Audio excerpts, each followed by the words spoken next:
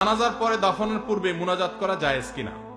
জানাজার পরে, দাফনের আগে কোনো দোয়া নেই। জানাজার পরে অনেক এলাকাতে জানাজার নামাজের পরে ইমাম সাহেব মুসল্লিদেরকে নিয়ে দোয়া করে, এটা সুন্নাত দ্বারা সাব্যস্ত নয়। জানাজার নামাজটাই তো দোয়া। জানাজার নামাজের মধ্যে আপনি পড়লেন আল্লাহুম্মা ফিরলি হাইয়িনা ওয়া মাইয়িতিনা, আল্লাহ মাই আমাদের মৃতদেরকে মাফ করে দেন, তো জানাজার নামাজে এটা পড়লেন, পড়েই তো সালাম ফিরালেন। পুরো জানাজার নামাজটাই তো দোয়া, তাহলে সালাম ফেরানোর পর আবার কিসের দোয়া? এই জন্য এই দোয়া সুন্নাহ সম্মত নয়। তবে মাইয়েতকে দাফন করার পর, কবরে রাখার পর, দাফন করে শেষ করার পর কেবলামুখী হয়ে যারা দাফন কাজে শরীক হয়েছেন সবাই যার যার মতো করে কেবলামুখী হয়ে মুর্দার জন্য দোয়া করা সুন্নাত। সেটা দাফনের আগে না পরে? দাফনের পরে কেবলামুখী হয়ে দোয়া করা সুন্নাত। সুন্নাতটা আমরা অনেকে জানি না, বেদাতটা ঠিকই জানি। সুন্নাতের খবর নাই, বেদাত নিয়ে টানাটানি।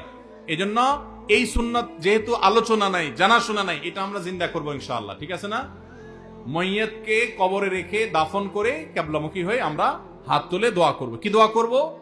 দোয়া করব, নবী সাল্লাল্লাহু আলাইহি ওয়াসাল্লাম বলেছেন, সালু লিআখিকুম আত-তাসবীত, তোমরা তোমাদের ভাই যাকে দাফন করলা তার জন্য আল্লাহর কাছে দোয়া করো, সেই জন্য ঈমানের উপরে এখন মুনকার নাকিরের প্রশ্নের জবাবে যেন টিকে থাকতে পারে, অটল থাকতে পারে। সেজন্য আমরা মাইয়াতের জন্য দোয়া করব ইনশাআল্লাহ।